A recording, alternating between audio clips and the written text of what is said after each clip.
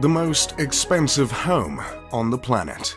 In the inner city of Mumbai, India, not far from the poverty-stricken slums, on the renowned Altamont Road, stands Antilia, the most expensive home ever created. This home ascends 27 stories, stretching 568 feet high, granting the massive structure with prime views of the Arabian Sea. In technical terms, the home is the second most expensive residential property in the world, considering Buckingham Palace is worth around $5 billion US. However, Buckingham Palace is considered a crown property, whereas Antilia is a private residence. And the most expensive private residential property at that, with some pricing estimates as high as $2 billion. Even still, any list in which a residence is preceded by Buckingham Palace pretty much guarantees that place is going to be over-the-top luxurious and is likely a house I'd love to move into. In this video, I'll take you on a virtual, informative tour of this ostentatious estate, while engaging all of 2 of your senses.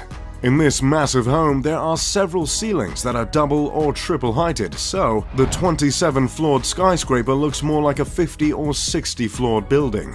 Can you imagine only being as tall as an ordinary 27-floor building? Laughable. On some of the lower floors, there is a multi-level car lot that can hold 168 vehicles, including Mukesh's precious RS5 Crore Maybach, a car for very important people. Somewhere in that car lot is also a car service station. But if cars aren't your style, don't worry.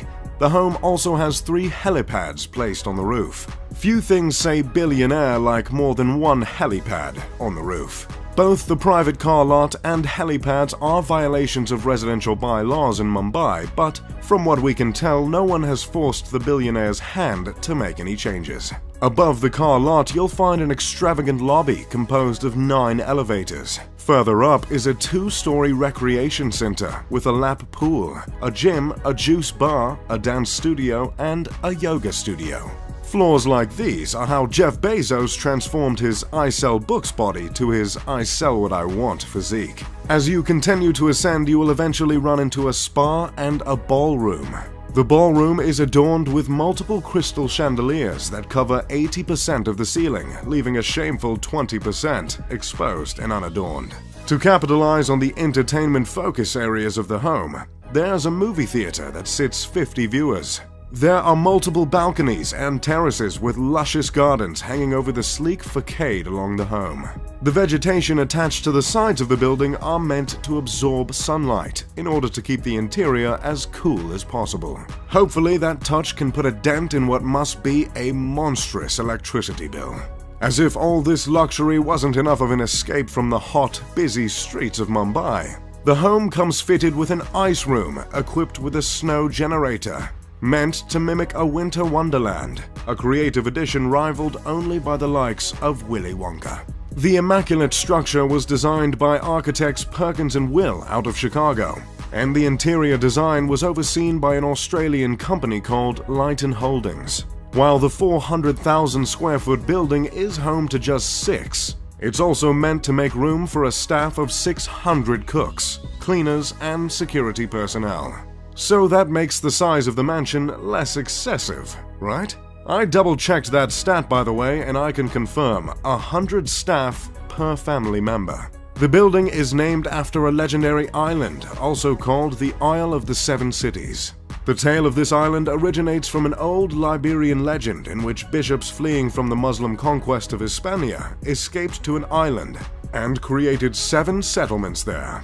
There's not much else on that fun fact, and no one seems to know why the owners of the home took to that fabled island. But that's the thing with being a billionaire. No one questions your decisions. Considering the unique shape of the skyscraper and the fact that its construction cost not 6, not 7, not 8, but 10 figures, it'd be a fair assumption to presume the design of the home is symbolic, or at least, on purpose.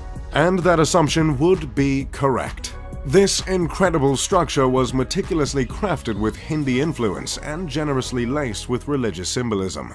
Within the 27 stories, there are 6 sections of the home that are meant to reflect Earth, water, fire, air, sound, and light. These elements were placed from bottom to top as to mimic not Nickelodeon's Avatar: The Last Airbender, but the ascension to enlightenment. Throughout the mansion there are two reoccurring motifs: the sun and the lotus. These symbols are meant to represent rebirth. The materials used to stand for these themes include marble, crystal, and none other than mother of pearl. There is a temple in the home in which the family of 6 goes to pray regularly. There are many statues of Hindu deities throughout the home, including the Hindu god Ganesh, revered as the remover of obstacles, and Shiva, the Hindu deity who destroys to make way for new creation.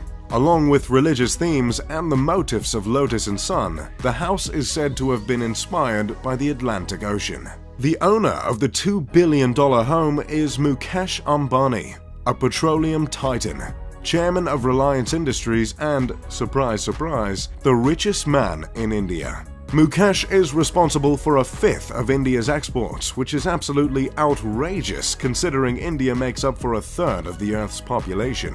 Mukesh's father created a business that turned into the world's biggest producer of polyester fibers and yarns. Mukesh multiplied his inheritance many times over to become one of the richest men in all of Asia. For years, Mukesh was a member of the top 10 richest people in the world, and during one surge in India's stock market in 2007, he was believed to be the richest man on the planet. But as of recently, he sits comfortably at the 20th spot. Mukesh is worth $40.1 billion and is 61 years old. Did someone ask for a list of the richest people on the planet? Okay, here it is. Number 1. Jeff Bezos, Amazon. Number 2. Bill Gates, Microsoft. Number 3. Warren Buffett, Berkshire Hathaway. Number 4. Bernard Arnault, Louis Vuitton. Number 5. Amancio Ortega, Zara. Number 6. Carlos Slim Helou and family. Number 7. Mark Zuckerberg, Facebook.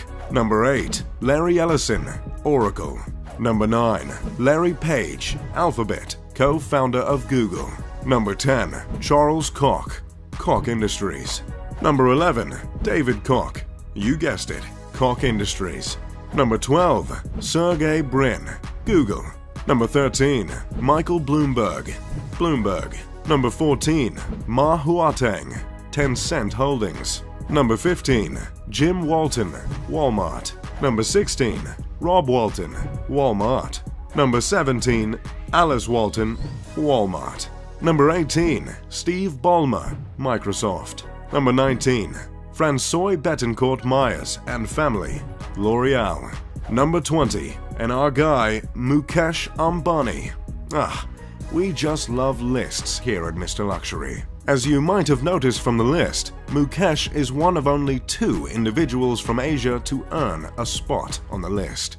Mumbai is the commercial capital of India and is also called the city that never sleeps because I guess they didn't know that slogan was already taken. This city is also home to the entertainment industry in India, so it's commonly known as Bollywood, yet another thing they ripped from the United States. While the city is home to the world's most expensive house, it's unfortunately also home to the world's largest slum. The popular film Slumdog Millionaire was set in Mumbai. The public reception of the house's creation has been harsh at best. I believe offending neighbors comes standard when you're creating a home worth over $1 billion, but there is certainly warrant for any offense taken in this particular case, I must admit.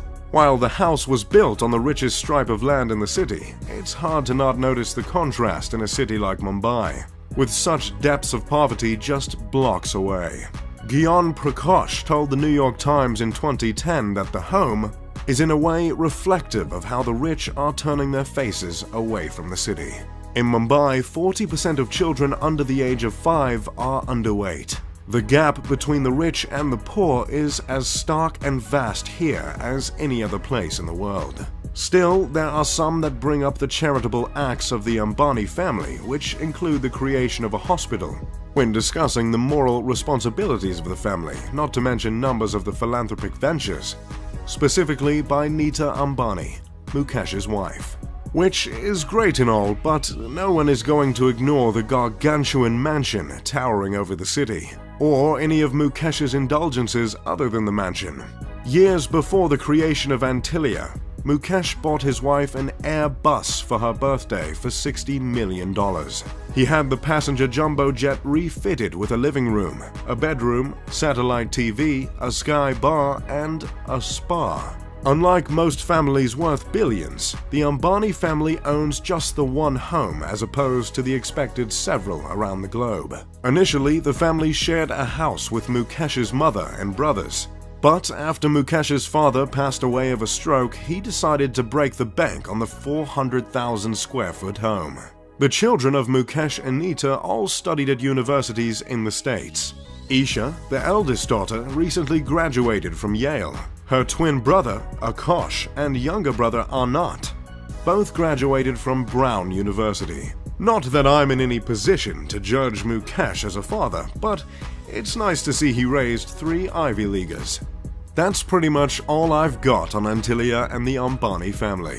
As always, I'm Mr. Luxury. If you enjoyed the video, make sure to leave a like and subscribe. Pip pip de doodly doo.